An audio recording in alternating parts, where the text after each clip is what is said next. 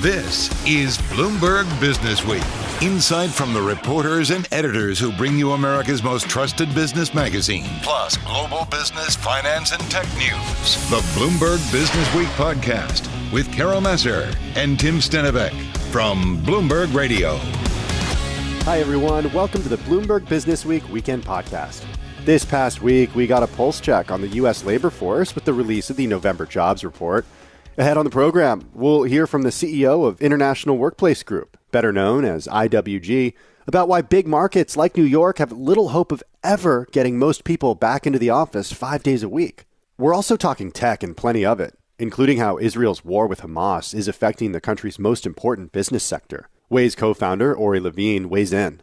Plus, the next generation of artificial intelligence is already here. Find out what the newest tools can do from the CEO of publicly traded Big Bear AI, and where the biggest threats in them could lie from the president of IDC, Crawford Del Pret. All of that to come. We begin with a frontier that is still largely out of reach for most: space. The magazine devoting this week's business section to it, including a story on developing drugs in microgravity. Here to explain the space race happening inside the pharmaceutical industry, our Bloomberg News healthcare reporter Bob Langreth and Businessweek editor Joel Weber. So we decided to do a little space package. There's a lot happening up there, it turns out. Yeah. And there are some expected things like what SpaceX is up to and the race to catch them. But there's also, I thought, some more interesting things of like applications that you've probably never heard of. And it turns out that, you mentioned microgravity there. There are some novel use cases for what can be accomplished in space. So Bob, walk us through it. What can we do in space that we can't do as well here on Earth? Yeah, so it turns out, a lot of the drugs that drug makers are making these days are proteins, or things like monoclonal antibodies or cancer drugs, and these are that are infused, and these are complicated, finicky molecules that are notoriously difficult to produce on Earth in their crystal form. So it turns out that without gravity or without much gravity, it becomes much easier to form like a large and very uniform crystals. And that, as it turns out, can enhance formulations of even potentially some existing drugs. So drug maker Merck, it's worked on a new formulation of its just blockbuster cancer drug Keytruda. Now, that's a cancer drug that Jimmy Carter got. It's for like melanoma and all sorts of other ones. But right now, it must be infused, like you have to go to a doctor's office and infused over a couple hours. And the drug, it would really like to put that in an injectable form, as you could do just a self-administered injection, potentially even at home. But to do that, it needs to be able to concentrate. That could treat it much more like be concentrated now. And if you did it with the current formulation, it'd get like molasses. So it turns out they did some experiments in space, in the International Space Station, and they came up with a way to concentrate it much more and keep it fast flowing. And the concept for it was first devised in space, and the fact that they might go into clinical trials is something that was first devised in space. That's excited gotten a lot of interest in space-based drug development. And other companies like Eli Lilly is up there with some experiments now, and you even now have startups that once the International Space Station is decommissioned, sometime after 2030, that are working on developing, automated kind of drug formulation laboratories in space that would send some experiment up and then it would come back down, and drug companies could work on it. Okay, so when does this happen? Why don't we have this already, Bob? Well, these are all kind of like, I like to say these are all kind of like early experiments. So the drug companies have been sending up experiments, by the way, out into space for decades.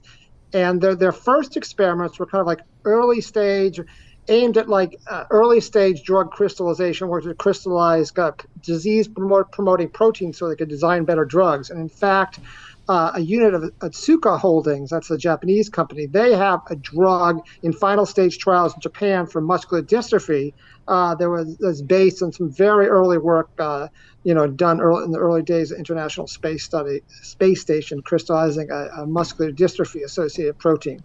But what's happening now is they're actually, Merck and some others are showing you could actually devise better formulations of existing blockbuster drugs. And that's really driven the attention to like maybe space is like, could really like help us get some new patents and make a lot of money. So that's really driven interest. So whose job is it to figure out how to do this in space? Like, Tim, if you're going to make car brakes in space. I'm sure you can figure that out. But Bob, what about? You don't want to see how far I made it in math in college. But within pharma, like whose job is it to figure out space manufacturing? Yeah, so at the big, drug makers, there's relatively, small numbers of people like working on it. So it's still a niche field. I'd say, if you go to a big drug maker, I would imagine there's probably a lot more people working on AI than space. But space is like, garnering interest. Some of the people I talk to, their titles are like, director of formulations development, titles like that. But these experiments are hard. You send something up to the space station, and you get it back down a few months later, and if you screwed up in the design of the experiment, your next shot and the next experiment may be 6 months later. So you gotta do it. Be very careful with experimental design, because you can't it's hard to call an astronaut and say, hey, I want to change everything midstream once it's up there. So there's even a whole set of companies that help drug makers have self-enclosed experiments they can send up that are all ready to go. The astronaut presses a couple buttons to turn it on, and then presses a couple buttons to turn it off. You can't. It's hard to adjust the conditions midstream once you're up in space. The button pressing job. It doesn't sound bad. So Bob, I want to get to this idea of scaling and make sure I understand what's actually happening in space. I want to go back to the company that you used in the lead here, Lambda Vision, who's working on the world's first protein-based artificial retina for patients with retinitis pigmentosa. So if it's so hard to actually create these 200 paper-thin layers of light-sensitive protein on Earth, does that mean that they won't be able to scale it in an environment that's not zero gravity?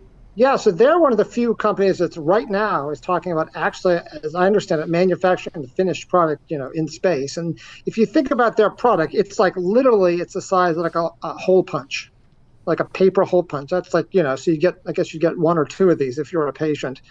So they don't need that much finished product. It's a relatively small market.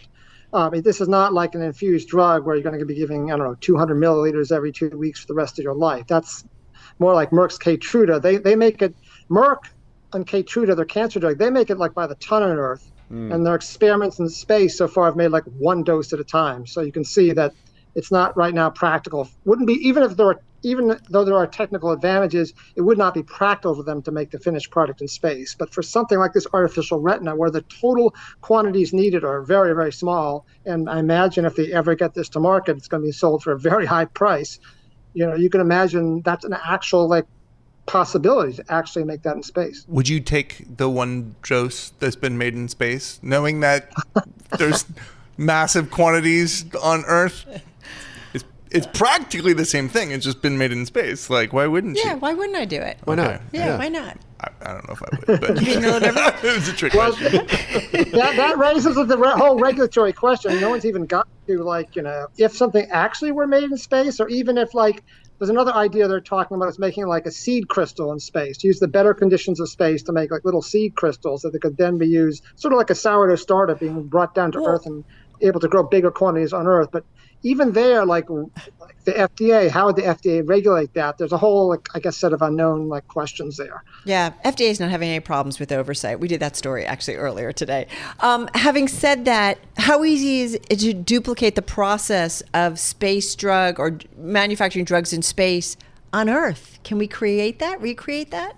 Yeah, so the way to think of it with some of these drug formulations are trying to make better, easier to use injectable drug formulations. And the way to think about that is that there's just there's a million conditions you can put in to get something to crystallize. The temperature, the pressure, the concentrations, many, many conditions. You can try almost an infinite number, and just things form a little without the microgravity, because crystals are these kind of slow forming, finicky things, and without the convection is one of the things that goes away, the fluid convection. So and that's reduced, and that gets better quality crystals in many cases.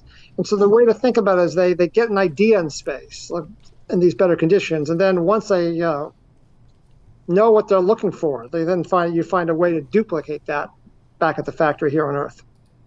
And that's what Merck did with this new formulation of Keytruda that may go into clinical trials. Okay, so Merck seems to be all over this. What about other drug manufacturers? Is there really a race like as often is the case in space? Race for drugs? Race for drugs?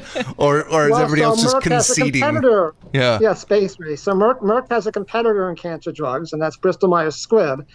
And they make a rival to Keytruda called Opdivo, and they indeed are putting experiments up into space, looking at protein crystallization, and they do say it includes cancer, but they won't say which drugs and are involved. But all I can say is they do make a direct rival to Keytruda. So, drug companies, historically, once one company does something, the others want to try it out. Wait, not like a diet drug or anything. Yeah. So far I've not heard of any diet drugs, that made in space, but, I'll keep reporting.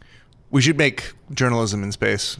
Just so that Are you volunteering to go? I mean, Bob was already going to go check it out. So most cost effectively. Bob, see if that corporate card will cover that SpaceX trip, okay? Hey, listen, I hate to be a bummer on all of this, but isn't the International Space Station at risk of being decommissioned after 2030? So, does that put kind of a damper on all of this?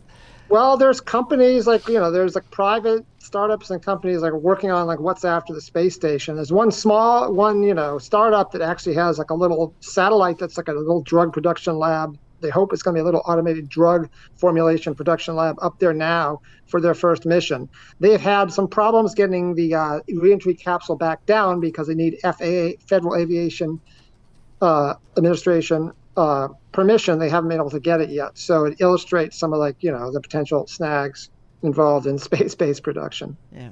Okay. Well, we know where Big Pharma is, which is the final frontier, I'm curious to see if this is for real, though. I mean, sure, you can make a couple applications, right, but scale seems maybe not easy to get there. Tim's going to try brake pads and report back. But the payoff is potentially huge here. I mean, if you can cure blindness with artificial retinas, even though Bob says it's a relatively small number of people, I mean, people would pay so much for that. And all you need is, some microgravity. Yeah. That's what's there. Yeah, that's why it's there for you. I think the key word we used in the headline was that the drug companies are exploring this, Yeah, all right. Not a done deal. And, all right. I think the way to think of it, they're doing experiments up there that are going to help them, devise new formulations and new versions of their drugs, but it doesn't necessarily mean those final drugs are actually going to be produced in space. And I think we call that the to be sure graph, in Bloomberg, or the third word in the headline. Well, I'm just going to say thank you, Bob, because I've been just saying drugs in space all day. It sounds really cool. It does sound really cool and very interesting in terms of maybe what we could see down the road. Bob Langreth, thank you so much. Everything you do is just we learn something. And it's a fun read and an interesting read. Healthcare reporter here at Bloomberg News on Zoom in San Francisco. He is not on the International Space Station. So as far as we know. Yeah. Despite the fact that there were some internet connectivity issues, but yeah. You never know. Really, really interesting stuff. I'll be the guy who presses the buttons, Joel. That sounds like a good We job can fight over it, maybe. Yeah, exactly. Joel already has it. Joel Weber, of course, the editor of Bloomberg Businessweek. Check this out in the upcoming new issue of Bloomberg Businessweek. It's also online. You're listening to the Bloomberg Businessweek podcast. Catch us live weekday afternoons from 3 to 6 Eastern. Listen on Bloomberg.com, the iHeartRadio app, and the Bloomberg Business App. Or watch us live on YouTube. Well, as the COVID pandemic fades into the past, many things have returned to normal. The world of work has not. Companies, employees, and governments still figuring out how to adapt to lasting changes to corporate life sparked by widespread lockdowns that put millions onto a work-from-home schedule. At stake really worldwide aren't just norms for office life, but really the economic health of big cities as well, particularly in the United States. We have a great voice to talk to us about what's going on in the workplace environment. Yeah, last checked in with him a little over a year ago. It feels like so much has happened, and since then, so much has been talked about. One company, one person who's at a front seat to all of this is the London-listed office space provider, IWG. We've got back with us Mark Dixon, founder, executive director, CEO of IWG. That's International Workplace Group. He's with us here in our Bloomberg Interactive Broker studio. Talk to us a little bit about the footprint that you have and where else you've traveled. US is our biggest market. It's more than half the business. We've been here for more than 30 years in the US. But the growth is now really quite dramatic in terms of how we're growing the platform, how we're growing the number of buildings we have across the country. So I've just come from the Midwest, from Minnesota, where I've been doing site visits. But we're growing the business about 50% growth rate in the US, and it's got the place with the highest take-up of hybrid working. And so it's very exciting. So Investor Day tomorrow, but very useful to drop in and have a look at what we're doing in the market. So Mark, return to office, work from home, hybrid, what's winning? Hybrid. So you have to imagine a new world driven by technology. So a lot of the narrative sort of thinks that things are going to go back to normal and everyone's going to come back to Manhattan. That's not going to happen. People can want to work at places near to where they live. They don't want to commute. So the elephant in the room is commuting. It's not. People are working from offices. They just want to do it locally. Hybrid is a combination of work from home, work from near to home, and come into somewhere like Manhattan or Chicago once a month, get together with colleagues, business reviews, collaborate. So what does that mean for a market like New York City, for example? For New York City, it'll need to reinvent itself. I mean, you can see it coming back here. It's probably a little over a year since I was last in New York City. Yeah. I mean, it's more vacant. I didn't think it could get more vacant. You think it's more vacant than a year ago? Oh, yes, absolutely. I mean, you can see it at the retail level, and then you could just got to look up in the buildings. I mean, look, I've been doing this for nearly 35 years, so I can tell, looking at buildings, whether they're occupied or not, there's a lot of vacancy, a lot of sublet. And, in places like New York, very, very difficult places and expensive places, time-consuming places to commute to for normal workers. So unless you live here, it's not convenient. And especially downtown. If you go downtown, you've got that double commute.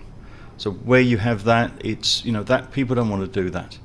It makes complete sense because I feel like for many of us who've come back to the pandemic, I like being actually back in the office.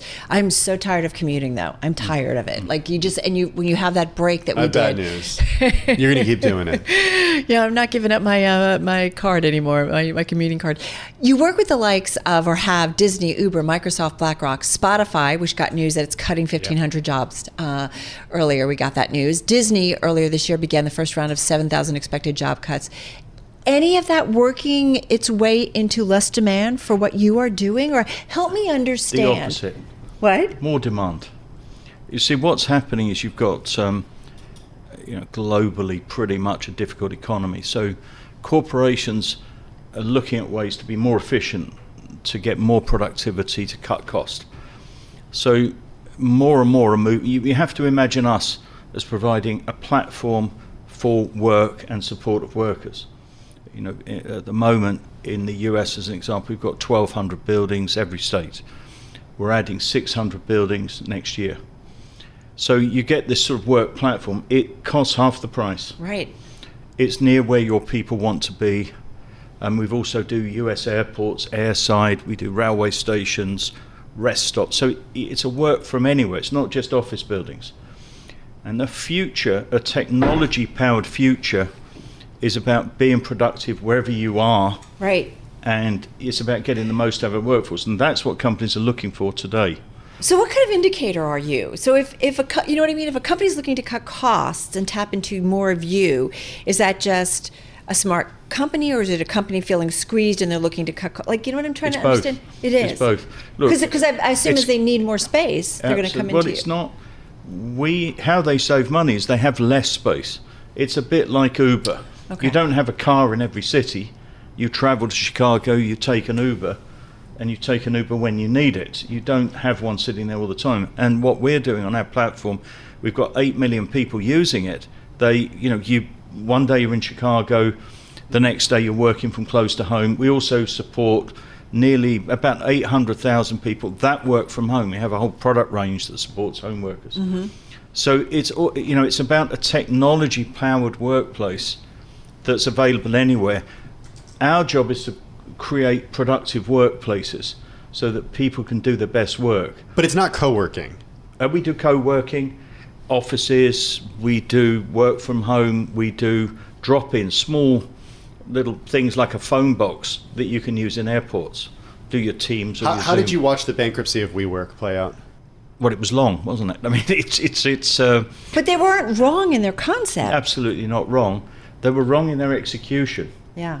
I mean, I've been doing this business I started with one building in Brussels in 1989. We've now got just a little over 4,000. That's been pretty much self-funded. We've had very little capital put into the business, so we've reinvested capital. They, on the contrary, they've used a huge amount of capital, and so it's just a different discipline. Right idea, it's all about the execution. This is a detailed and difficult operational business, not easy. A lot of people misjudge it. How does the business model, I'm a bit daft, how does the business model work in terms of you, because you get investor money, or how does it work? Because you don't own, because we were getting some clarification, you don't own real estate. We have a platform. And that platform is a digital platform, a sales platform, and we have huge numbers of customers sitting on one side of the platform. If you own a property, you're an institution, you're a private owner, you want to put your property on our platform, you can do that, and we'll operate it for you. That's what we do. So we're working with the biggest institutions in the world, insurance companies and so on, who are putting property on the platform so that it's sold in a hybrid way. We're the middleman in all of that. So you get a piece of the business. We get a piece of both sides. So you don't care if that property isn't rented out completely for the month. We do. Well, you do because you'd make more money off of it. And we want our partners to be successful, so we're very focused on that. Okay. Do you have are you in any long-term leases? Is that we have some, business? We have almost no long-term. We have leases, but all of them are short. We option long, and we keep them short. Because otherwise, pretty much a year we can get out of anything. How has the interest rate environment impacted you, if at all? Our net debt is small. Yeah. Next year it would be about the same as our EBITDA, so about 1 times EBITDA. But any of your customers who have properties, have some of them gone under, or because of the higher rate environment? Some of them, very few have gone under. But then you get special services. We provide cash flow in a building, and whoever takes the building, they like our cash flow. So, where are the areas of the world that you're concerned about in terms of economies, economic activity, the consumer?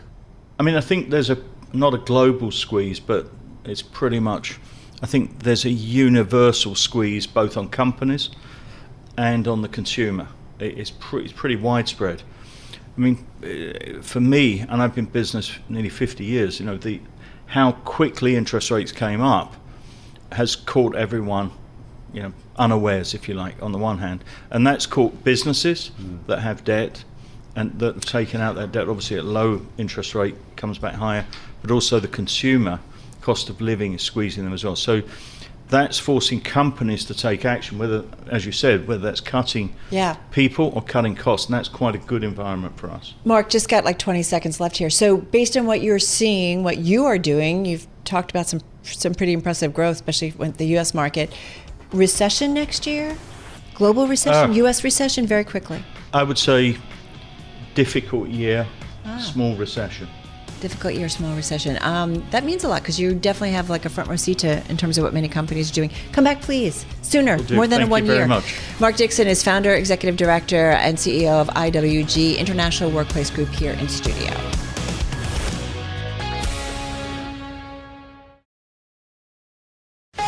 You're listening to the Bloomberg Businessweek podcast. Catch us live weekday afternoons from 3 to 6 Eastern on Bloomberg Radio, the Bloomberg Business App, and YouTube. You can also listen live on Amazon Alexa from our flagship New York station. Just say, Alexa, play Bloomberg 1130.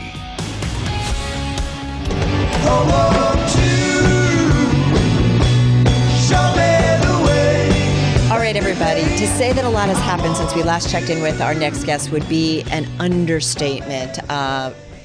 Big time. Ori Levine last joined us earlier this year before the October 7th Hamas attack on Israel. Ori, as you know, is the co-founder, of course, of the navigation app Waze, which Google bought for more than $1.1 billion. He was also an investor in Move It, which then Intel bought for $1 billion.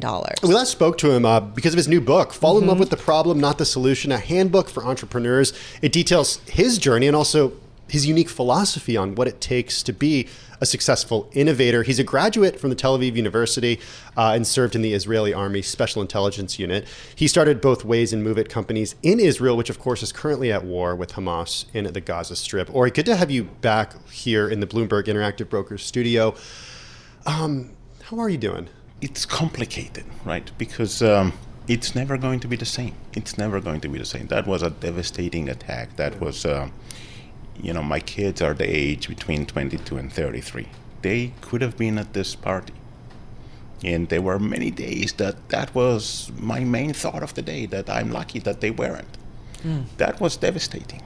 And I think that at the end of the day, if you look into the future, you realize that there might be a solution, but without Hamas being there.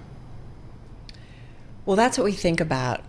We talk a lot about the way forward. I've talked to people, I feel like on both sides. And when I say sides, I don't mean on Hamas's side, but I mean on the Palestinian point of view, the Israeli point of view, about how do we go forward? How do we stop that? We don't find 5 years from now, 10 years, we're still talking about conflict in that region.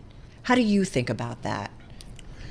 So look, at the end of the day, if you think about the Palestinians in Gaza Strip and you ask yourself whether or not Hamas was doing any good for them, not really. They were doing very good for themselves, but not for the people. And look, Israel left the Gaza Strip some 17, 18 years ago. There was an opportunity to build awesomeness there. And Hamas took over, and basically this is a terrorist organization, right? Their only agenda that they have is to kill us. And that doesn't work. Guess what? We don't want to get killed. If Hamas is being removed from the region, then there are opportunities for something else, completely different, right? Because at the end of the day, most people prefer living over dying, right? And most of the people in the Gaza Strip, it's the same for them. The challenge is that the leadership of the Hamas is the one that is basically enjoying the killing on one hand, and the power in particular that they have. And I think that once they are being removed, there is an opportunity, and I see major role of the U.S., major role of Saudi Arabia helping to recreate something new in the Middle East. Well, talk a little bit about that, because that's a part of the equation that I'm having trouble seeing here, the solution and what actually happens. And it sounds like you think Hamas can be removed from power. So let's say Hamas is successfully removed from power in the Gaza Strip. What would you like to see happen? So again, we have to realize that what I would like to see has, I have zero influence on that, or maybe a little bit of influence, but that's about it. But I think that the opportunity here is that really recreating something new, with the support of the American, with the support of the Saudis, and basically establishing sort of normalizations in the relationship, right? Now, if you look at the history of Israel, every time there was a major crisis, two things happened. Number one, Israel grew up stronger. Number two, we actually figure out a different way, right? That's true for the Yom Kippur War back in 73, and after that we had a peace with Egypt, right? And that's true for World War II, where the Holocaust happened, and after that there was a Jewish state, right? And so at the end of the day, I think that October 7th is such a major crisis that it will lead into something else. And hopefully as soon as possible, right? But when is that going to happen? We don't know. I want to talk economy a little bit, because I don't think people understand that when people get called back to the military, they leave their jobs to go back to the Israeli military. So there's a whole element of the Israeli economy that's not working the way that it should right now. Are you seeing the effects of that day to day? That there is a shortage of workers, that there are a lot of people who, I mean, I have friends on Facebook who've posted, Israelis who've said, my husband is away fighting right now because he got called back. She's a tour operator who does restaurant tours for tourists. There's no tourists there right now. So they literally have no income coming in right now as a result of this. So not exactly, because when you're doing your military reserve, you do get from the Social Security the same pay that you would have gotten if you were working. But if you look at the impact of the war on the economy, then I would say for a second, obviously budget for security and is going to go up dramatically, and that's we all realize the war costs money, right? Some markets, some industries are completely suffering from that, right? Like tourism, right? There are no tourists going to Israel, right? And I don't blame them, right? They shouldn't. There is a war there, and they don't feel safe, and that's okay. High-tech industry is actually getting stronger, because what we are realizing is that the people that are still there, they are carrying the load for all the people that are going on the military reserve and so forth. And what we have seen is that the productivity increased dramatically. And when people will be coming back from the military reserve, then we are likely to see huge growth in the high-tech in general.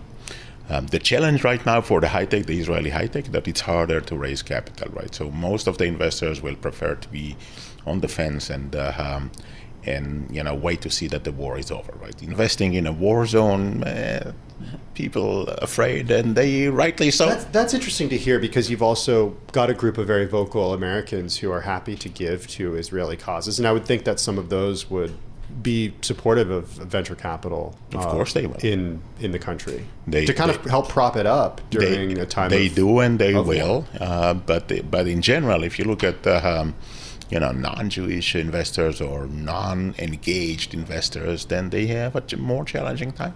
Not all of them, but a lot. Or is there anything you've put on hold? Because that's home base for you, correct, Israel? Or... So I keep on building. I have a very simple life. I have a mission. I have a destiny. I have a purpose. And this is about value creation, right? And I can create value through multiple ways, through, building startups that help people, through, coaching and mentoring a group of CEOs of my startups, through teaching.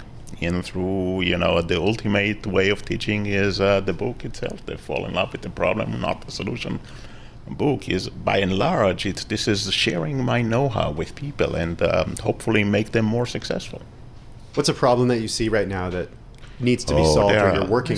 There are a lot Take of your pick, problems. Tim. Exactly, take a pick. So the good news is that there are a lot of problems. The bad news is that there are a lot of problems, right? At the end of the day, there are a lot of problems. One of the major problems that we are addressing recently is actually in the U.S. the realization that most people will not have enough saving for retirement. And so Pontera is one of the companies that is helping that in the U.S., help people to eventually retire richer. And so this is a big problem. At the end of the day, when people get old and they don't have enough money, this is a big problem. So this is one of the things that I'm trying to do with my startups. Dealing with parking. Parking is a major problem right now. In general, you would say, wait a minute, in the US it's less of a problem because most people live in a single family house and they have a driveway and they have parking garage. But rest of the world, most people live in multi-family houses, multi-story houses, and they don't have parking garage. And then looking for parking at the end of the day is a nightmare. And this is, my most recent startup that we started that a couple of years ago, and it's still in Israel. And hopefully it will grow to address that, because parking is a major problem. Yeah, we could use that in Brooklyn. Yeah, I know. Okay.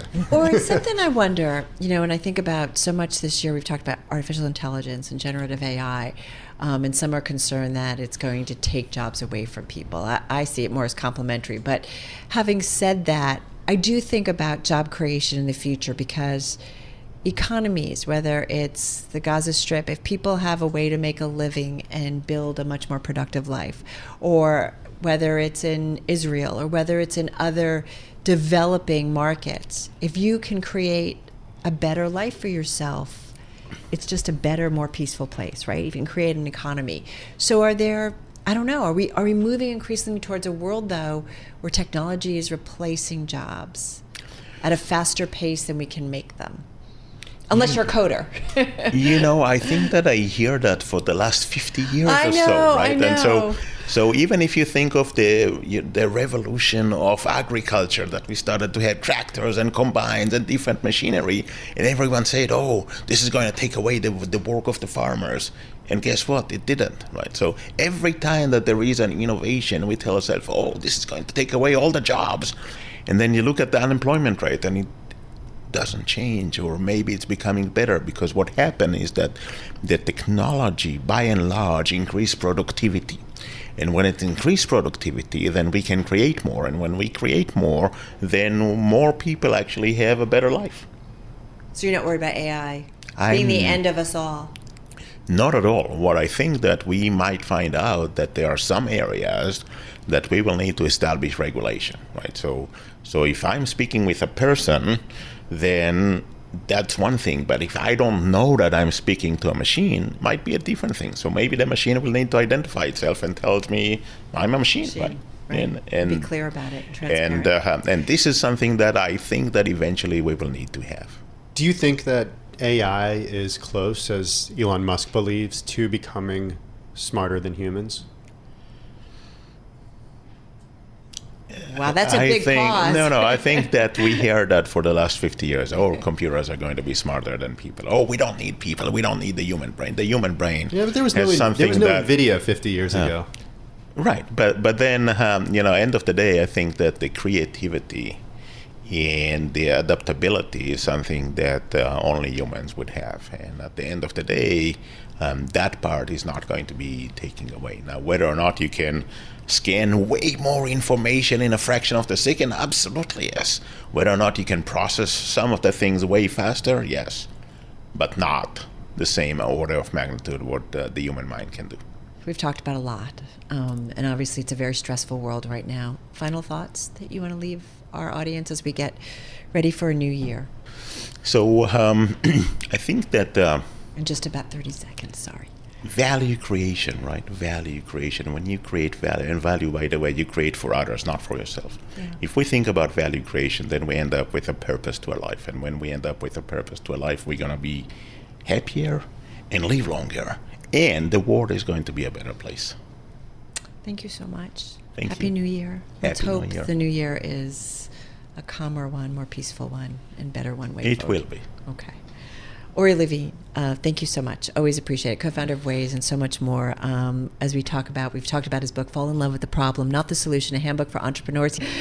Happy New Year.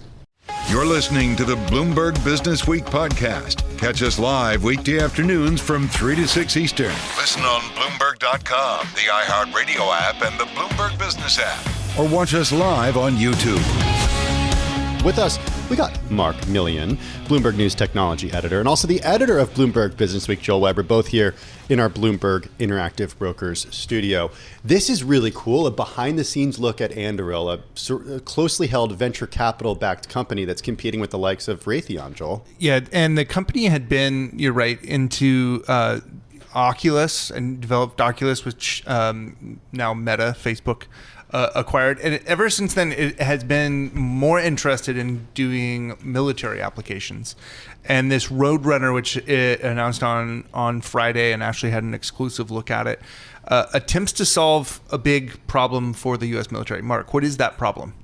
The problem is drones. And so in particular in Iraq and Syria, the militants there have been able to import these consumer drones, like the kinds that you'd buy for the holidays for your kids. They take them apart, they attach bombs to them, and they are able to assemble so many so cheaply that it's become a huge threat to American forces. I mean, these are the drones that are essentially being used by Ukrainian forces to bomb Russian forces at a really low cost. And right back at Ukraine. Yeah, too, they're taping from Russia. They're taping bombs to them. Yeah, like so that's an example drones. of an ally using it as a cheap way to kind of protect themselves in war. Yeah. But it's also a huge threat to American troops, and so they've been working on ways to not just be able to take out individual drones, but when forces militants create like what they call these swarm assaults, where there's like a bunch of them all coming at once, you need new technology to take it out. So this is one answer to that. It's as you said, like almost a miniaturized fighter jet looking thing that just goes in and throws a missile at these like swarms of drones, tries to take them all out, and then it can go back and it can land, and they can load another missile onto it and send it back up. So how much do we think this technology is actually going to cost? Because obviously the cost is the thing here. You weaponize a drone, which I can do some holiday shopping and acquire mini drones. I'm not going to touch the bomb part, but I can get the drones. And I get what we're going for here, because ultimately it's like, how can the U.S. military bring the cost down with something that could be reusable? So what kind of budget do I need to acquire many of these Roadrunners? So traditionally, the U.S. military was using Patriot missiles, just like kind of the default option. Those can run like $4 million a missile. Anduril says that they can make these things, these Roadrunners, for in the low six figures. So, wow. 100,000, 200,000 per unit. So if they can pull it off, and to be clear, it's an unproven company, it's startups, not Raytheon. So there's doubts about whether they can pull it off. But if they can, the U.S. could save a lot of money. All right. So far, so good in terms of how effective it is, in terms of trials and testing. Yeah, it's very early. It's a brand new product, but they say the U.S. has ordered a bunch of them, and they expect them to be in the field next year. So who else is attempting to come up with solutions in this space? Because this is a huge problem. Like, I mean, U.S. forces around the world just basically, with not that much technology, it becomes a serious problem. And Anduril can't be the only one looking at this space to provide potential solutions. And I have to say, reading the story, this is what, to me, I said, okay, this is modern warfare. This is war going forward. So you really need to have something to counter it. Yeah. So the major defense contractors offer options that the U.S. uses. Again, I mentioned the Patriot missile is kind of the default. It's like, tried and tested, and they know it works. But Anduril is taking this bet that they can kind of break into this market with a very different option. Ashley makes this point a couple times in the story that even though this thing, the Roadrunner, has been unveiled, it hasn't yet been manufactured at scale. And if there's one thing that we've learned from Tesla's troubles over the last 6 years or so, manufacturing 1 or 10 of something isn't as difficult as manufacturing a large number, doing this stuff at scale. What did the experts Ashley spoke to about scaling this say in terms of challenges here? Yeah, you're right. It's hard. And it's also not a traditional consumer electronic where you can use, factories in China. Yeah, to build Joel, it. you can't buy one of these for the holidays for your family, okay? I'll try still and see how far I get. But there's always the dark web. That's true. The philosophy inside this company has been to try to do everything themselves. And so they're building their own factory capabilities, their own factory lines to try to be able to build the whole thing and do it in America, which is kind of what the U.S. government would like to see. What's really kind of cool, too, is this is one thing, and hopefully if they get it up and running, this is one thing, but they plan to take this technology and spread it across other products, right?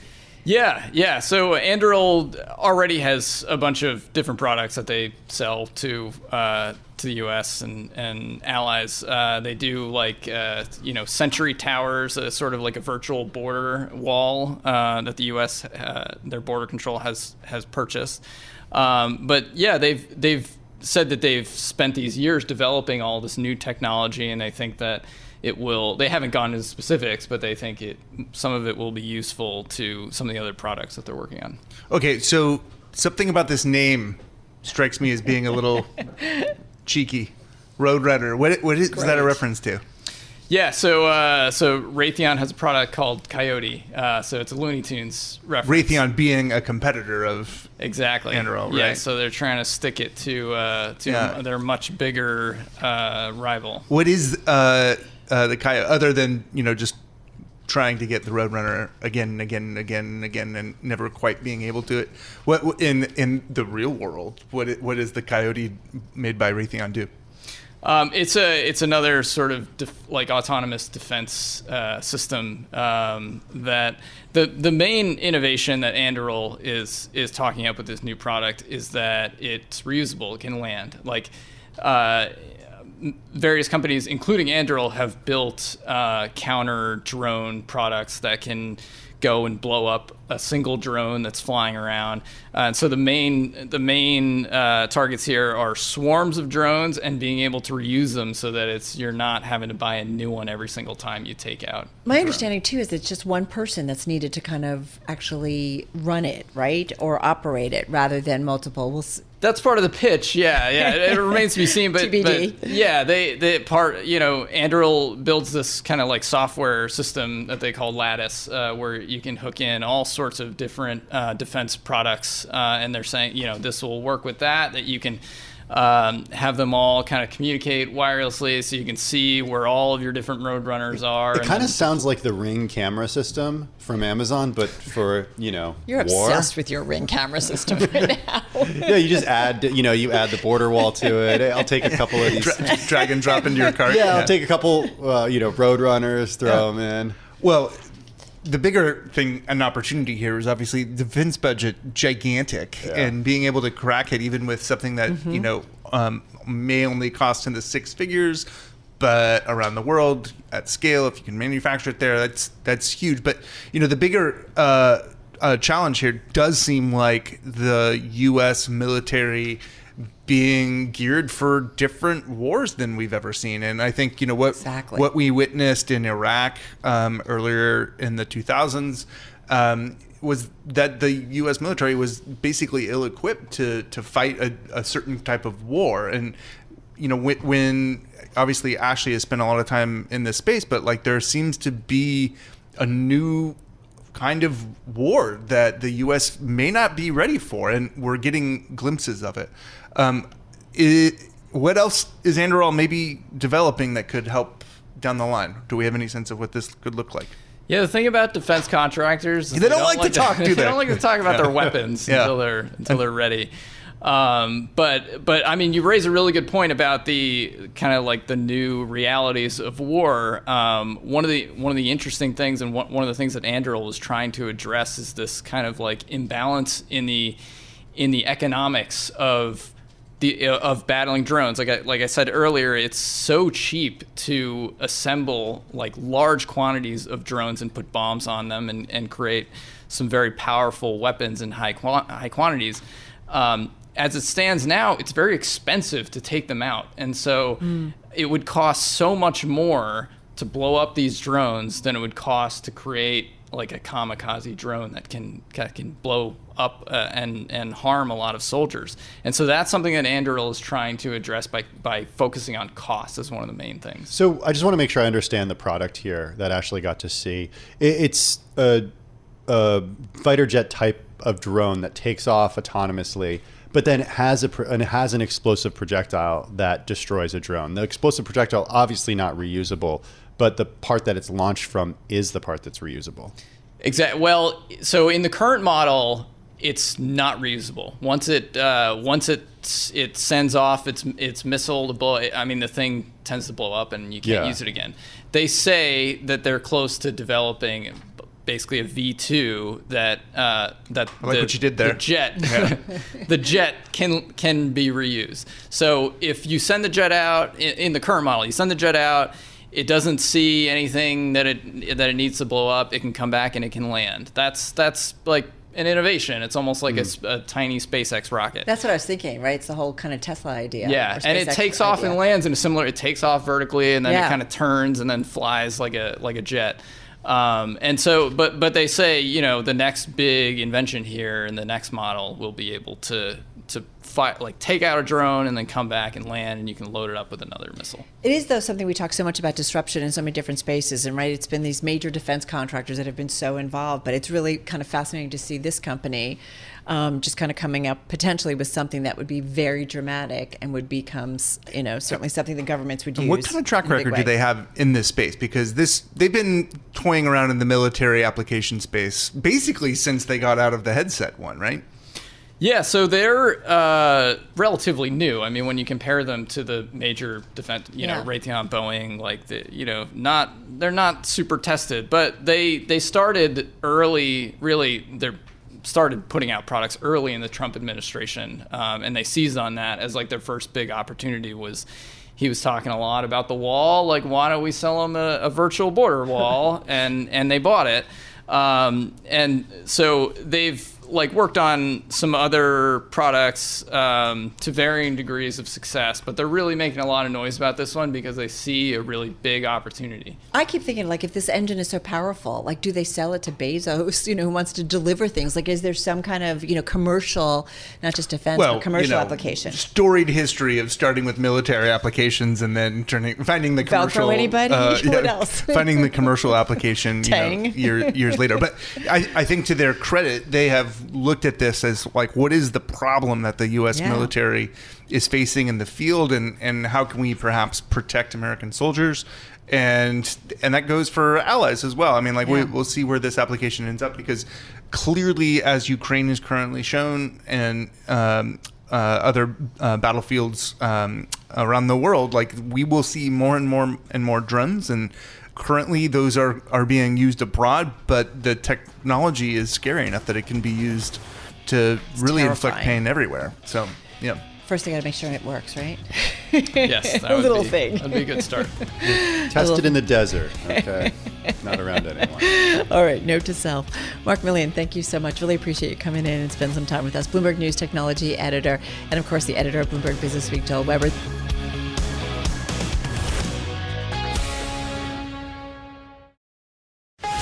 You're listening to the Bloomberg Business Week podcast. Catch us live weekday afternoons from 3 to 6 Eastern on Bloomberg Radio, the Bloomberg Business App, and YouTube. You can also listen live on Amazon Alexa from our flagship New York station. Just say, Alexa, play Bloomberg 1130. Plenty ahead in our second hour of the weekend edition of Bloomberg Business Week, including a conversation with private equity heavyweight Mark Patrikoff on his investment in the sports education company IMG Academy. Plus, we'll explore the personal tech and enterprise-level IT trends to watch for in 2024 with Crawford Del Pret of IDC. As you might expect, artificial intelligence is high on Crawford's list.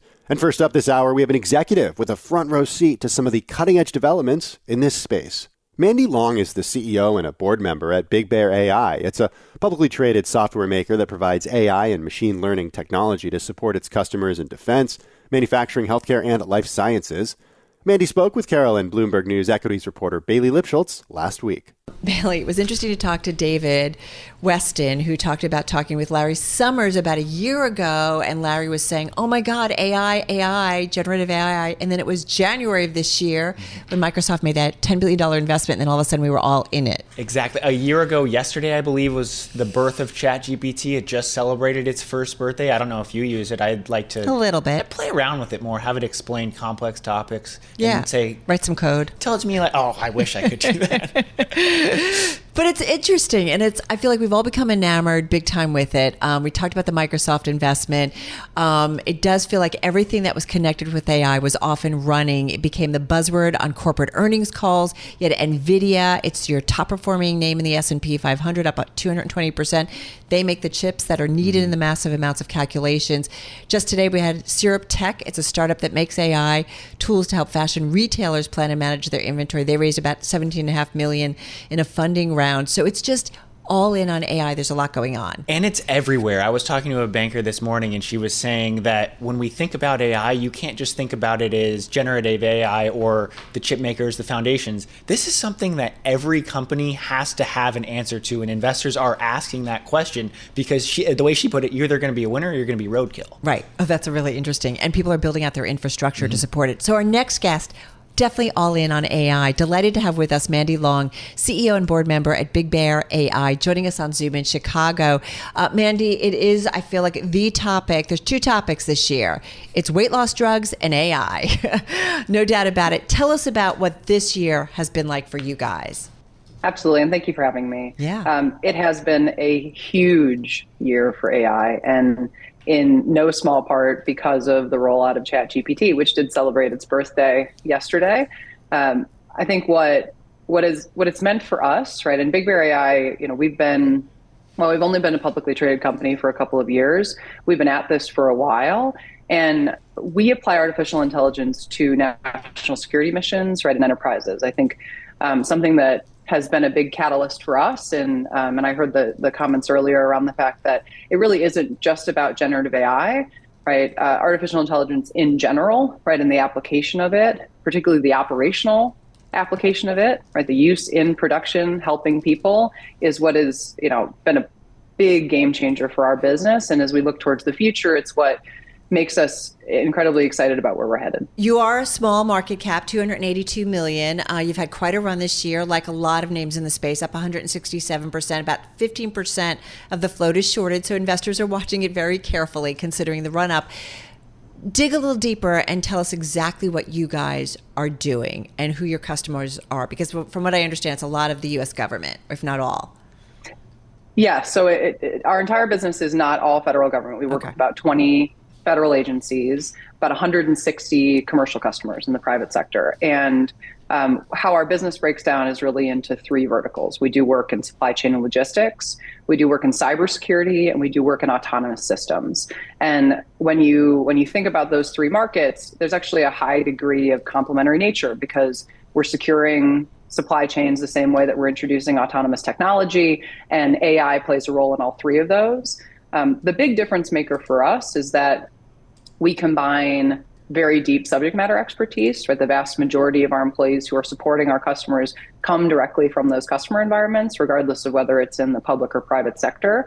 And we pair that with a really open architecture approach associated with solving customer problems. And when it comes to the competitive landscape, where there's still a lot of players who live in, proprietary closed system, pay me support forever, we take a pretty different tactic, because for us, it's outcomes. Well, Mandy, you mentioned competition. How do you view the evolution of Big Bear AI within what still is a very much nascent part of the market? AI is absolutely still in the early days, because the difference maker is going to be, whether or not you can do it in production at scale, and you can work in an environment that is imperfect. For us, right, I think because of our roots in national security and in working in highly complex and imperfect environments, we have a bit of a leg up there, right, that causes us to stand out relative to the competition. A lot of how we also apply the technology, right, I mentioned open architecture before. That's a really big tenet of how we operate as a business. And I think it plays a big role as you start to think about the implications of applying AI in production, right? As you start to get into those questions of how do you monitor on an ongoing basis as these technologies mature? Mandy, what's interesting as the conversation and narrative has evolved over the year and everybody getting so excited about AI, I laughed, but it truly was on the earnings call. We would just search for AI because every CEO is dropping it in to their press releases or somehow bringing it up for a while. Having said that, help me understand practically whether it's supply chains or cybersecurity or autonomous systems. Like, give me for instance of what you guys do using advanced AI, generative AI, to help a company. Absolutely. So a couple of really specific things that we do. One is we have a very mature portfolio in computer vision, right? So it's an area that I think for the technology industry has been somewhat out of reach for a long time, because you needed the compute. We have a solution called Arcus, right? We're partnered with L3Harris in supporting their autonomous surface vessel fleet. So we do the computer vision at the edge on those vessels to help with vessel identification, weapons, et cetera, right, associated with deployments and missions where you're working in really disconnected and difficult to process environments. We provide CV there. Over on the supply chain side, a really good example of some of our capabilities are associated with what we do from predictive analytics. We have a solution that we call Dominate, right, that's very focused on geopolitical and macroeconomic forecasting, right, that's applied in an environment today, right, incredibly relevant as you look at the global landscape and your suppliers who are working through very difficult capital deployment decisions associated with still having to deliver end product to a customer in an environment where you can no longer rely on the same turnaround times associated with the assembly process. What's interesting is I hear you talk and I'm thinking, were you laughing at everybody in January when they're like, oh my God, AI? I mean, we know AI has been around for decades, but in terms of this more advanced level, it sounds like, how long have you guys been working on that? Although it does sound like the processing power, right, has been a newer thing to kind of take it to another level. So I'm just curious, connect the dots for me on that, if you would. Yeah, and the answer is no, by the way, in terms of whether I was laughing at everyone, right? I think this year has been as a technologist, it's a liberating year, because I've talked about previously, this idea that I think AI is the new literacy, right? Previously, literacy for a long time was held at a high priest and priestess level. It was inaccessible to the masses. And what changed, right, is the idea of literacy empowers and liberates people. I think what's happened this year is the exact same thing is happening with AI, right? We've democratized the ability to interact with these advanced models in a way that it didn't exist, right, a little over 12 months ago. And, whether you're talking about empowering creativity, right? An example of, how even I use generative AI and tools like that is I play with my kids and I ask them, who's the main character and what's our bedtime story going to be? And you work with technology to change the way that people can think about being creative. And I think that for me is, it's why I love what I do, right? And I think that what we're going to see on a go forward basis is that because the level of understanding of what is possible associated with this kind of technology is now becoming more mainstream, we're going to see the applications of it become widely adopted, because it shouldn't be limited to those who can speak the technical language, right? It's humanity that's going to decide where this goes. When you look at Big Bear AI, is the growth prospect within the private or public sector? Like, what is more attractive and where do you see that growth for the company? The answer is both, right? And I would say that because what has changed, particularly over the past 2 years, as we've seen massive disruption in the global supply chain, and we've seen a geopolitical climate, right, that looks like we could be in a new face of a conflict in the coming years, means that both sides of my business are very busy because one needs the other, right, in order to look into the future and be successful. We're talking with Mandy Long, CEO and board member at Big Bear AI, still with us on Zoom in Chicago. Mandy, you were talking about the importance of both the public and private worlds in terms of your business going forward. Talk to us a little bit more about that. And I know you also made a recent acquisition. Tell us about that and how that kind of feeds into your business and fits into the business growth. Absolutely. And I think the best way to break down the importance of the relationship between the public and private sector side of what we do is that there's an incredible amount of collaboration that happens between both sides today. And I think Big Bear in particular sits at an intersection point between the two of those, right? In the private sector side, right, we support with a lot of the technology we have in not only in the autonomous systems side of our business, but also supply chains. A lot of capabilities that then get delivered right into the federal government through those providers, in addition to the work that we do in, for example, healthcare, right? I spent 15 years in healthcare. I was early days in machine learning and vision AI there. We do a lot of work with hospitals and health systems supporting patient flow optimization, right? So if you have a patient that presents in the ED, how do you make sure that you get them to the right place at the right time? Those patterns, right, and the ability to apply advanced technology to that means that both sides of our business, right, are growing, right, and relevant because we're solving problems that cross the chasm of both sides. And when we look forward to where we're headed, the anticipated acquisition that we announced recently with Pangiam bolsters our vision AI portfolio, because you heard me talk a lot about Arcus, right, and the work that we do in horizontal imagery, right, and satellite. Pangiam has a remarkable portfolio that does advanced biometrics, right, facial, iris-based work, and it provides a really comprehensive solution that we can bring to our customers. And Manny, kind of balancing, though, the utilization of technology, AI, streamlining things, helping, work in healthcare and better treat people. But on the flip side, buying a facial recognition company, how does that play into some of the security issues and getting customers and consumers kind of on board with that, just given, as you mentioned, biometrics is something that's very hotly debated? It very much is, right? And I think it was...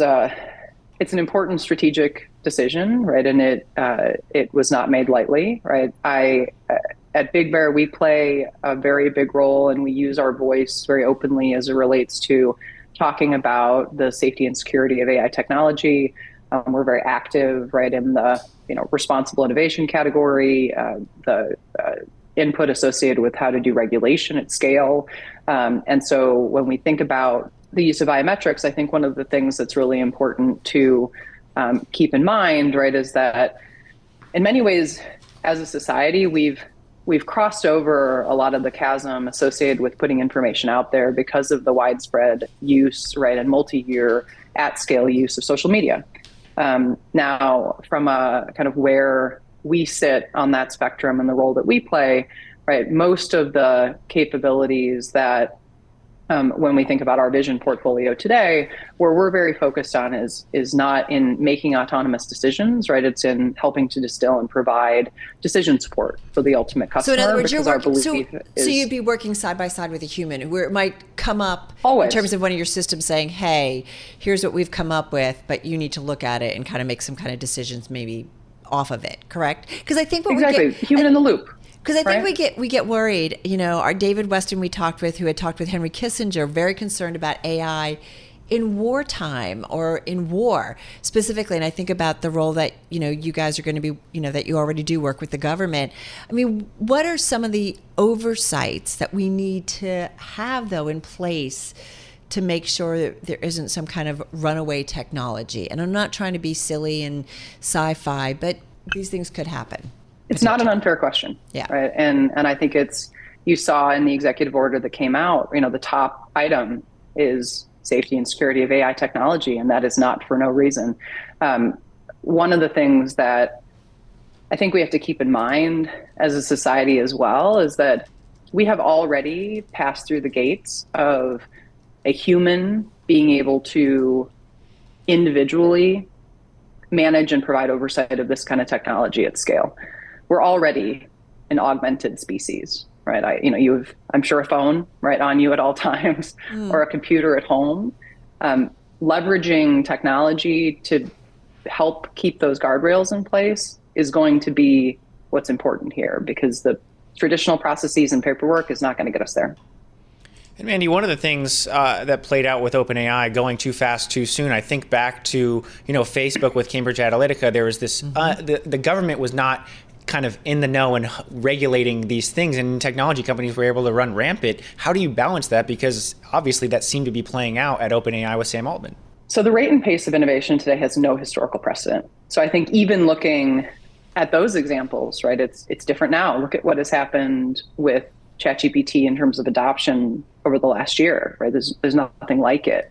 So as you think about regulation and oversight, you know, I go back to the same core issue, which is that I don't think we're going to get there without tech regulating tech. And that tech needs to be open architecture, right? And it needs to include the open source, and it needs to evolve the way that these models are going to evolve, or, you know, we could get in trouble.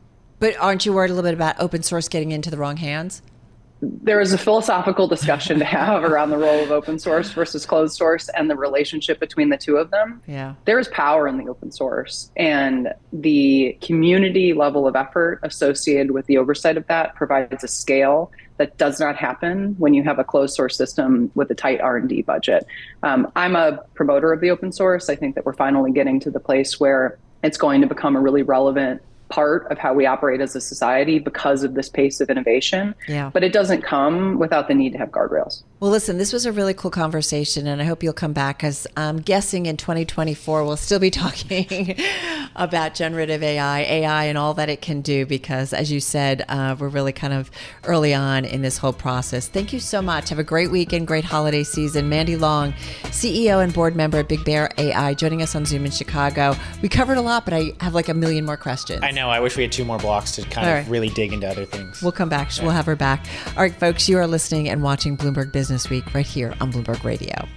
You're listening to the Bloomberg Business Week podcast. Catch us live weekday afternoons from 3 to 6 Eastern. Listen on Bloomberg.com, the iHeartRadio app, and the Bloomberg Business App. Or watch us live on YouTube.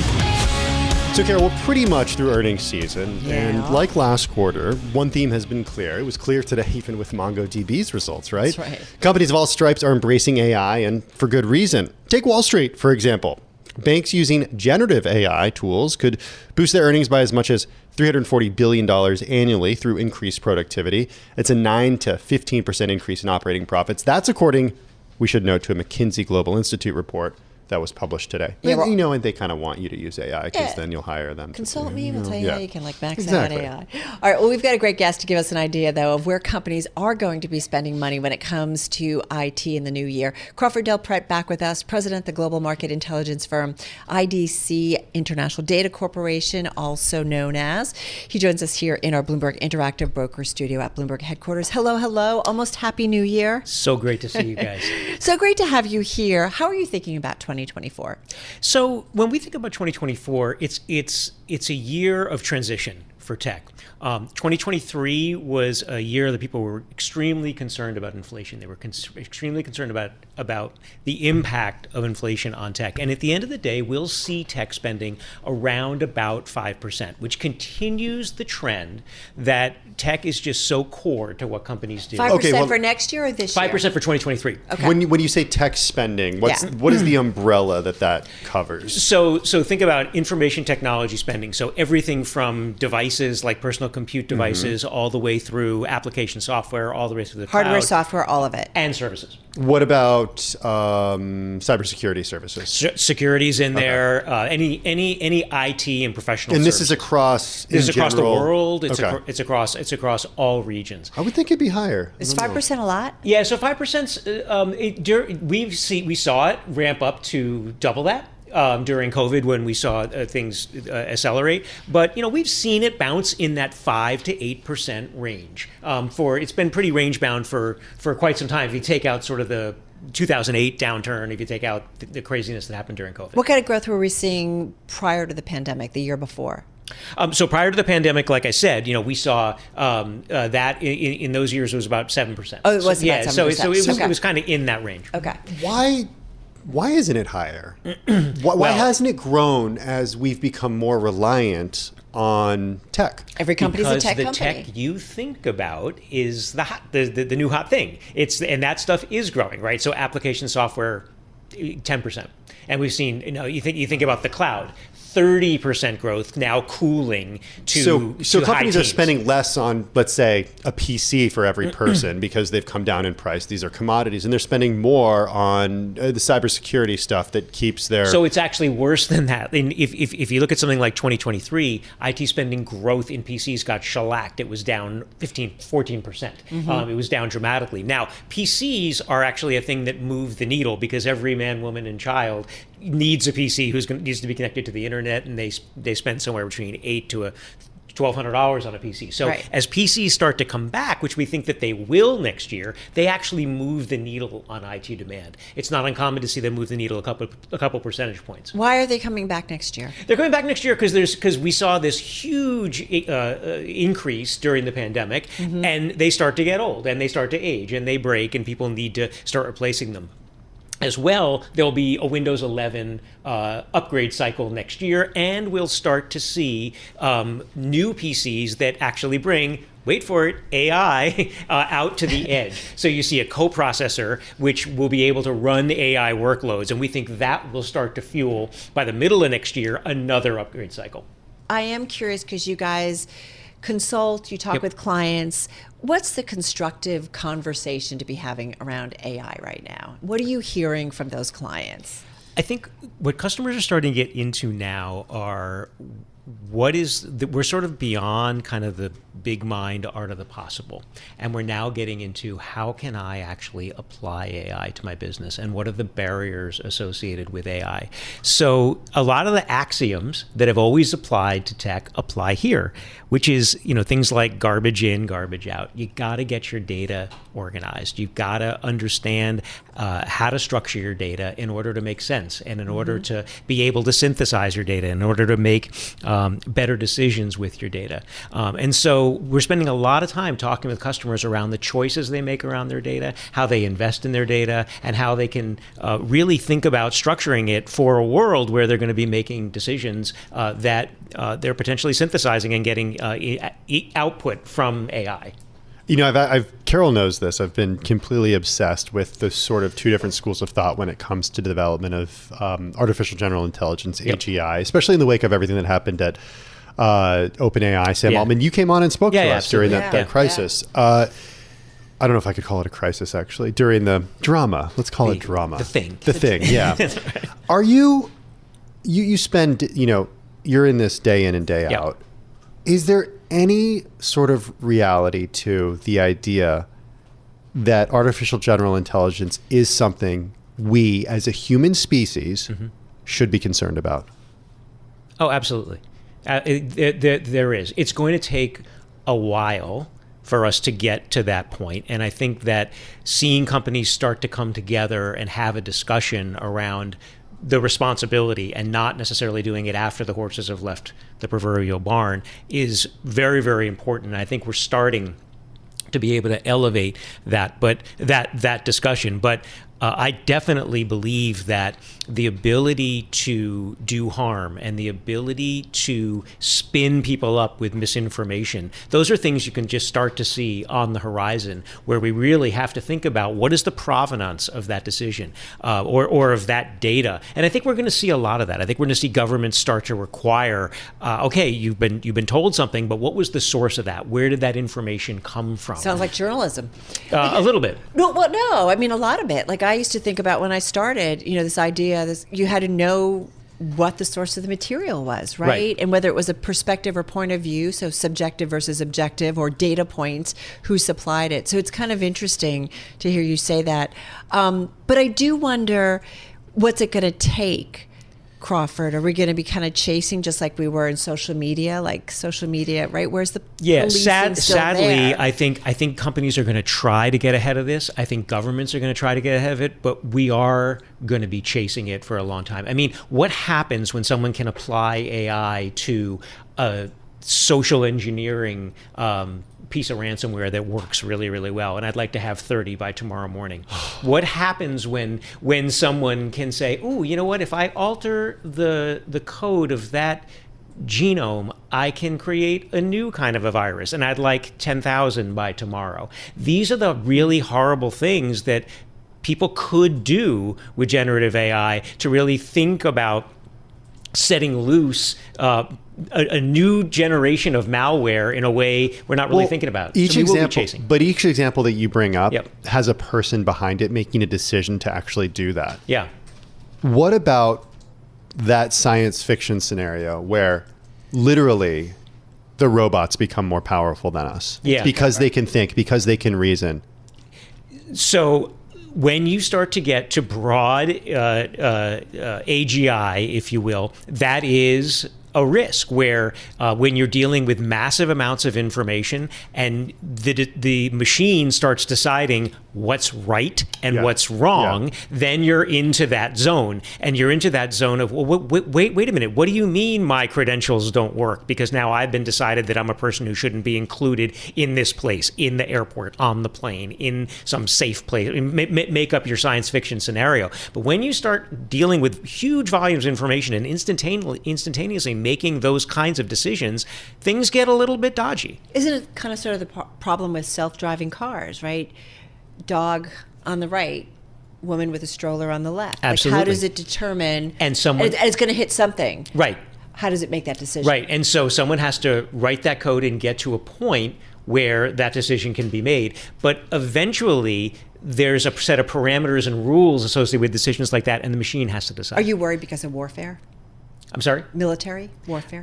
Yeah, I mean, absolutely. I mean, these are the kinds of things that bad actors can capitalize on, and bad actors sometimes get aggregated and it becomes a bad nation. Think of the drone story that we did. I know, and I go back to the Elon Musk conversation that he had at the DealBook Summit at the New York Times last week. Yeah. He said that, the government doesn't allow you to build a nuclear weapon in your backyard. There are guardrails and rules and regulations. He thinks this is more dangerous than a nuclear weapon.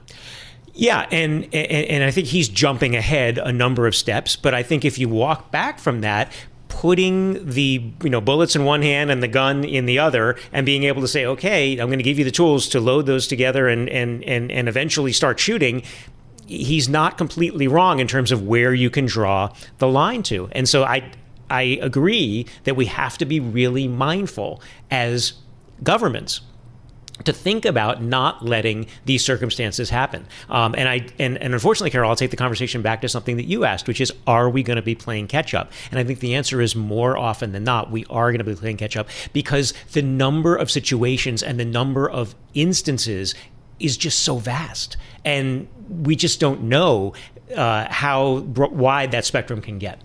Do you think the good will outweigh the concerns? Okay, I believe we are going to go through a very, very difficult period where work and jobs get redefined. And there are a lot of roles and a lot of jobs that are going to be threatened by AI. Think about the legal profession, think about paralegals, think about accountants, think about those kinds of areas. We will then invent new jobs that can stand on the shoulders of AI, and people will be reskilled, and that will be a great time. Who created Waze, or co-founder, he was kind of saying a very similar thing. Absolutely. There's going to be a period of pain associated with AI that will, I think, lead to a period of tremendous growth. But there's also responsibility that comes along with 100%. any technology. Happy New Year. Be well. Crawford Del Pratt, IDC. Thank you.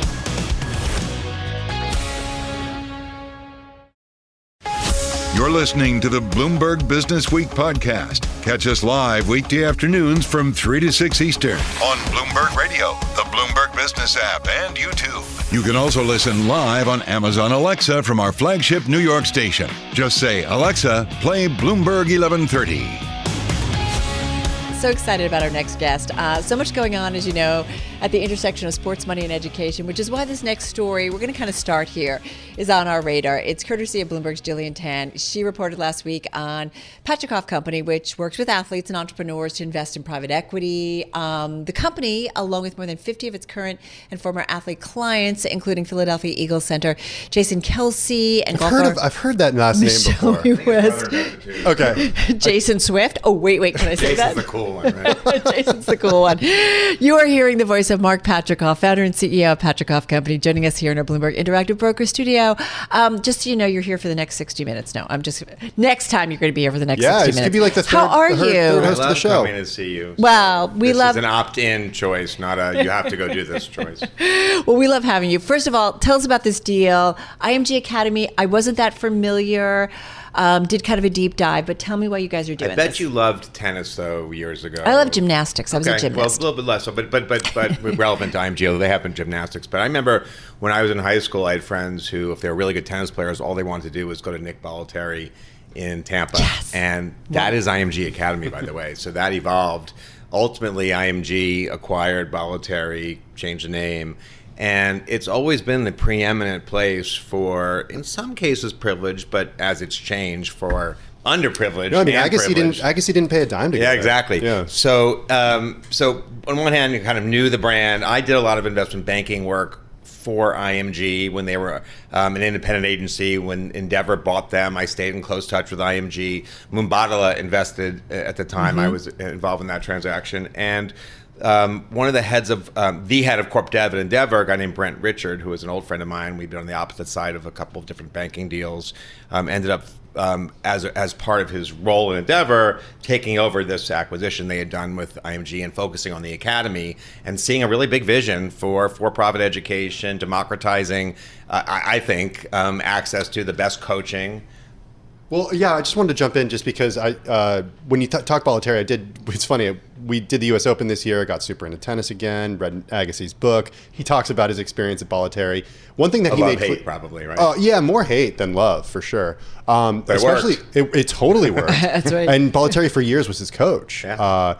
But one thing that he talked about was academics. And that's in my experience, too, with growing up in California and seeing other tennis academies, the tennis was great. Academics were lacking. Talk to me a little bit about IMG's approach to academics. I will. I'm sorry to interrupt you. I will do a little plug here, but it'll make sense in a second. I've been the chairman of the board of a charity in New York called New Heights Youth. It's a basketball-related charity, but we use academics as a benefit for getting good coaching. So we've sort of said, look, if you can be part of a team, if you can consistently commit to what's required to be on a team, you can do the same thing in the classroom. So if you want our coaching, we're going to force you into after school programs, SAT prep, college, admissions process, help. So IMG has done that at much greater scale in a for-profit way. So yes, academics is a story here today. Athletics is what has always been what people talked about, but it's the combination of the two that is really what's interesting here. So using sports as a hook to bring in kids, either underprivileged or privileged, put them into the right types of programs to professionalize in their minds how they take advantage of this physical skill they have off the court, off the field, and to have better, bigger, more fulfilling lives because of it. And there's proof points across the globe. So when IMG sold itself, Endeavor sold IMG Academy to EQT, and Norda and Glay. The opportunity was here to globalize a really interesting methodology that has changed people's lives for many, many years. And Andre's a good example. He probably wouldn't be the Andre we know. Venus Williams, the long list of people who have created discipline in their lives, learned how to exercise one muscle. If they can do that successfully, realize they can exercise their intellectual muscles too. And IMG is a really phenomenal, I think, academic process to do that. And the assumption isn't that everybody's going to become this big professional athlete, but it's very few make it to the pros. Like kind of like a great finishing boarding school, right? Of course. I mean, it's one way of looking at it. I mean, at New Heights, IMG too, if 5% of these kids go and play some level of professional sports. Remember, professional sports, take basketball, it isn't just the NBA. There's leagues in Italy and France and Greece and Israel and many other places. Brazil, great players coming from all over the world now. So that's the other opportunity here with IMG Academy, and why they chose EQT and why we could be helpful is there's a real opportunity to globalize this. Speaking of globalization, there's so many places I want to go with you. PGA and LIV, they're supposed to, I think, there's a deadline at the end of this year for this merger. I think we talked about it this spring as if it was a done deal already. Yeah, it's tick, tick, tick, tick, tick. It's coming, or it's expected to. What do you think happens next? I don't know. I mean, it's very hard to say. I think it's... Is this a good thing? Absolutely. Look, I think anytime people have an opportunity to be paid fairly for their talent is a good thing. So if it's one league, clearly, that caps to some extent what someone can make. I think competition ultimately is a good thing. Yeah. I think the way it's been managed has been quite poor. I'm really pretty certain that the JP Morgans of the world, who happen to own, here, just in full disclosure, 20% of my business. Yeah. But who are the biggest sponsors of the U.S. Open, for example? I'm sure they were. And by the way, the Masters and other things like that. I'm sure they had a loud voice when this fell upon us in the spring. So, I think it's a good thing if it helps, democratize golf, so more people play golf, more people see golf, more people attend golf tournaments. I mean, it's been for the privileged few who get to go to see the Masters or go, watch any of these tournaments. And I hope something good comes of it. I mean, I think TQL is interesting.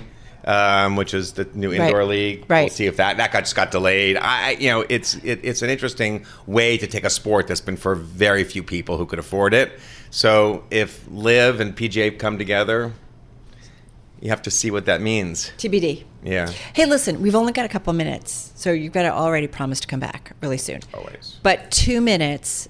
The world's pretty stressful, to say the least. And who'd have thought, just kind of this year, the stuff that we were talking about seeing, living. Athletes, what's their role in all of this? And we're getting ready for a really important presidential election in the United States. What's their role, or should be their role, where it can backfire in an instant? Used to be, I think, in the locker rooms of the old days, you didn't talk about money, you didn't talk about sex, and you didn't talk about politics. I think in the last cycle of professional sports, where these kids are seeing the world in a very different way, they're learning more by accident or intentionally at a much younger age, they are forming opinions. They're realizing the power of their brains, back to IMG Academy. And I speak to athletes, most cases 7 days a week. They'll bring up, what do you think is going to happen next November? I don't like this candidate. I do like that candidate. And they're starting to understand that if they decide to amplify a point of view that's well-informed, that could be influential. I mean, not to make it about diversity, but you think about Obama and Oprah and the impact she had. The number one, I'm going to use this example because it's kind of off point for the U.S., but the number one cricket player in India has 250 million Instagram followers. I don't have offhand how many Instagram followers Joe Burrow has, or Kyrie Irving, but you saw what Kyrie Irving did last fall. Right. They can make a difference. And if athlete A doesn't want to see Donald Trump become president, he or she has a voice. And I think you're going to see a willingness that you did not see in the past, other than from a very select few, to use that voice to, I think, a positive end. And any opinion's a good opinion. I always say that about athletes. And, just have an opinion. I don't care whether you go left or right or do this deal, don't do this deal. I just want you to have an opinion. So we say that a lot to them about politics. Have an opinion. It matters. It's going to affect your lives. As I said, promise to come back soon, because we'll do more. We will, obviously. Mark Patrikoff, President and CEO of Patrikoff Company, joining us here in studio. You're listening to the Bloomberg Business Week podcast. Catch us live weekday afternoons from 3 to 6 Eastern. Listen on Bloomberg.com, the iHeartRadio app, and the Bloomberg Business App. Or watch us live on YouTube. She's the founder and CEO of a consulting firm that's worked with the likes of Northrop Grumman, Lockheed Martin, the SEC, the U.S. Army, U.S. Marine Corps, Booz Allen Hamilton, and more, including Harvard and Howard universities. The company's name, KUSI, is an acronym for Knowledge, Understanding, Strategy, and Implementation. And in the company's own words, is, quote, committed to transforming, inspiring, and cultivating leaders around the world. So let's get to it. Her new book is The Power of Conscious Connection, 4 Habits to Transform How You Live and Lead. We have with us Talia Fox. She's Chief Executive Officer of the consultancy KUSI Global and a fellow at Harvard University. Talia, nice to have you here with us. We're talking about Charlie Munger, quite a leader, and someone who also kind of seemed to live to the fullest and was very honest and transparent about his views. Tell us a little bit about how you are thinking about how people can transform how they live and lead. Yeah, it's amazing. With his death, he almost reached 100 years old, and what you're describing about all of the giving that he did with his time here. That is what conscious connection is about. It's about being conscious of what's happening in the world and the needs, and being connected to the power that you have to change it. And that power can look different for many different people. So I want to think about your own journey as a leader, because you started this consultancy quite a few years ago, and you work with companies to help cultivate leaders. And it's not just companies that you work with, but you also offer these online learning modules. Can you talk a little bit about your own journey as a leader? Because when I speak to people who do this type of work, I always want to get an understanding of, okay, well, how did they develop themselves into somebody who can actually teach these skills? Yeah, so my background is in psychology. So I really I started off in nonprofits studying the impact that leadership has on real lives. And I started doing keynote speaking events for nonprofit organizations. But I was very connected to the fact that leadership decisions impact. I was able to look into children's eyes and see the impact of leadership decisions. I've had quite an interesting journey of being a single mom, of having to really find my way and study what matters and what makes a difference in achievement. And so I've read literally hundreds of books, and I've been on a hunt for my entire 20-year career, 20 plus years, finding out what are those core ideas, what are those core things that really make a difference in how we live and lead. And that is really what this book is about. I'm sharing those stories, the stories of achievement, and the hack that I call it to a great leadership and a great life. So let's get to the 4 habits. So talk to us, walk us through them, if you will. So it's very interesting because the 4 habits make up the acronym LOVE, but that absolutely was a beautiful coincidence. So the 4 habits are listening, observe, value, and engage. And each of these habits is connected to a leadership skill that we want to master. So listening is connected to emotional intelligence that's very critical for our success. And so I outline in the book how to do that. Observation is connected to systems thinking, this opportunity to see patterns and to understand how interdependent we are. Values is connected to cultural competence, our capacity to value people, to value connection, to value differences, to really be able to see all the big issues happening in the world and understand how to adapt our worldviews to those. And then lastly, engage. The real critical key value, particularly in the world we are in today, is to be able to communicate in such a way that connects instead of divides. And so that habit makes up the acronym LOVE, which I don't know. My Department of Defense folks, I don't know how they feel about that acronym. I was actually cringing at how fluffy it was, but when I saw it right there, I said, oh, it makes up love. I wasn't going to shy away from it. And so we're sticking to it. So we'll see if leaders can handle the experience of that being so conscious connected in their strategy. It's so funny because you do work with clients like the Department of Defense, the U.S. Army, the U.S. Marine Corps. What's the reaction to the folks when you share with them this methodology? Well, our firm, KUSI, K-U-S-I, knowledge, as you shared, understanding, strategy, implementation, that has been the strategic approach that we use when we go and do culture transformation projects. So this book I wrote not only for my clients, but also for it's for the people. And so it's really about, on an individual level and on a leadership level, what are those habits that we need to master on a regular basis, on a daily basis, to impact change. Talia, we talk with leaders all the time, and I'm curious about when you're working with the defense contractors, do a lot of government work, it looks like, consultants, university. I mean, what is it that people often come to you and say, okay, we've got this situation, here's what's wrong, or here's what's wrong with our leadership, like, help us, or do they not even know? What's interesting is that, I really wish that people would be more pulled by purpose as opposed to pushed by stress. But typically when people do come to KUSI, there's something happening in the news. There's, racial issues, social issues, political issues, and you're seeing a huge divide or even bleeding out executives. You're seeing problems, serious problems. We actually call it a culture shot. They need to be triaged, if you will, to get the culture back on board. You've got a lot of conflict. People aren't talking to each other. That's when people say, okay, who do you go to? You go to KUSI for those kinds of challenges. And we really come in with sort of skills and systems to support in a full-scale culture transformation. So what are the issues right now that the companies that are coming to you right now are telling you that they're facing? So right now, we're dealing, of course, with a lot of diversity, equity, and inclusion issues, particularly around conversations about politics, conversations that are really highly tense.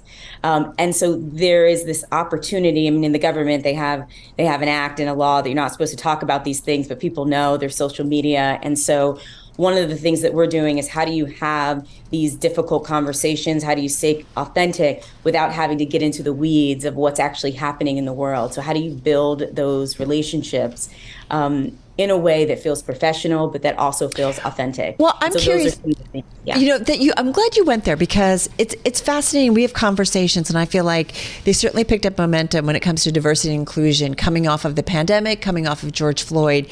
It's amazing how here we are, how many years out from that, how many years before that we were having those conversations, and yet we still have a problem. I don't know. You talk with leaders, you work with companies. What is the fix so that we don't have to have the conversation anymore, because it just is? I don't think that it's a fix. I think it's actually almost like hygiene, cultural hygiene. I love that. You have new people coming into an organization. This is something where we're people. We have feelings, we have triggers, we have experiences, we have life. And so we really need to treat it as a constant opportunity to create space, to be able to build this environment where people are committed to innovation, committed to growth, committed to being their best selves. But in order to do that, the soil has to be, we have some very specific communication strategies and ways that this culture operates. And we need to make sure that everyone is on the same page. I kind of like to use the very plain language of, in this house, this is how we behave. In this house, this is how we talk to each other. And that's the corporate speak. This is what we do here together. And this is how we have these kinds of conversations and connect and deal with each other. Corporate hygiene, is that what you said? Yes, I like that. I like that, right? It just is. Like, you do it because you have to. You should be. Got to brush your teeth. You got to brush your teeth. Exactly. And using that analogy, the more you keep brushing your teeth, you have less cavities, less crisis. You don't want to be going on a wonderful trip somewhere and you have to go get a root canal. But that's what organizations are dealing with right now. I will tell you, if I was leading in any large organization, I would not lead a team that has not been trained on how to manage and communicate. I think in this day and age, it's almost like not having a website or people not being able to use a computer. It's a great way But it's a great way of thinking about it. It's a different mindset, and I think that's really important in terms of changing, ultimately, the outcome. Talia Fox, thank you so much. Chief Executive Officer, the consultancy, Kusai Global, a fellow at Harvard, and of course her book is The Power of Conscious Connections, 4 Habits to Transform How You Live and Lead. This is the Bloomberg Business Week podcast, available on Apple, Spotify, and anywhere else you get your podcasts. Listen live weekday afternoons from 3 to 6 Eastern on Bloomberg.com, the iHeartRadio app, TuneIn, and the Bloomberg Business App. You can also watch us live every weekday on YouTube and always on the Bloomberg Terminal.